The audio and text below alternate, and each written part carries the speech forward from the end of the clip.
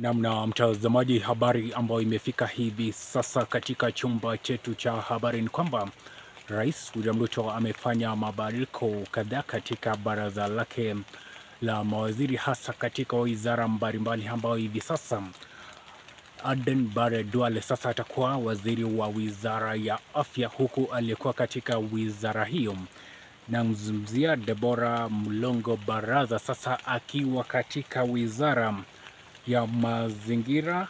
Haya ndio mabadiliko ambayo yamefanywa hivi sasa, kwamba Aden Duale sasa atakuwa waziri wa wizara ya afya, naye alikuwa katika wizara hiyo Deborah Baraza Mulongo akichukua katika wizara ya mazingira. Mabadiliko mengine vilevile ni kwamba Hannah Wendot Cheptumo sasa atakuwa ametolewa kuchukua nafasi ya wizara ya jinsia.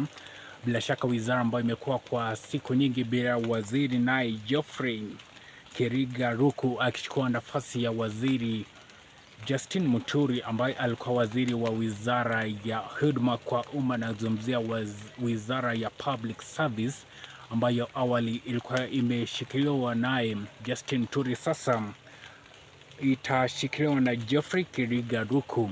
Hivyo ni rasmi kwamba Justin Muturi amepigwa karamu rasmi kutoka kwenye wizara hiyo ya huduma kwa umma, yani public service. Hayo ndio mabadiliko ambayo yamefika hivi sasa katika chumba chetu cha habari, na pindi tu mengi na mengineo watakuwa yanaharifu hapa, tutakuwa tunakujuza.